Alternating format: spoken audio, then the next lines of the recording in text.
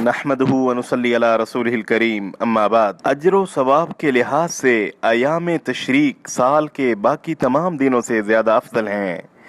अयाम तशरीक में रोज़ाना तीनों जमरों यानी जमराए ऊला, जमराए वुस्ता और जमराए उक़बा को बितरतीब ज़वाल आफ्ताब के बाद कंकरियाँ मारनी चाहिए। जमराए ऊला और जमराए वुस्ता को कंकरियाँ मारने के बाद ज़रा हटकर किबलाए रुख होकर खड़े होकर दुआ करना मसनून है।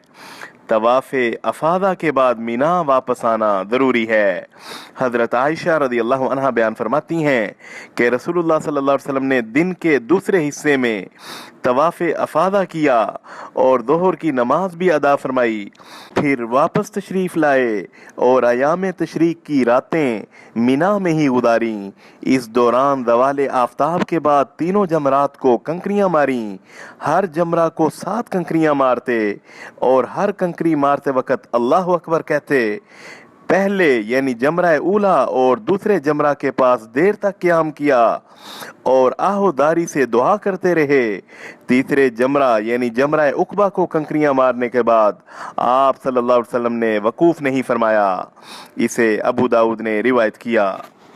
अयाम तशरीक की पहली 2 रातें यानी 11 और 12 दिलहज मिना में गुजारनी वाजिब हैं।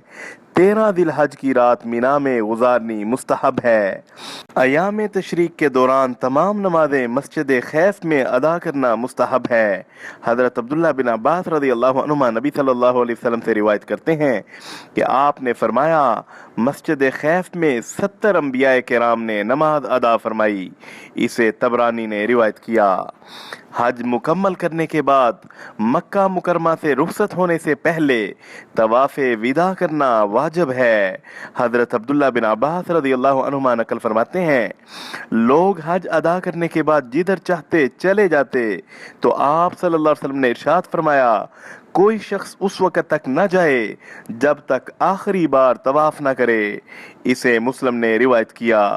वसल्लल्लाहु अला नबील करीम।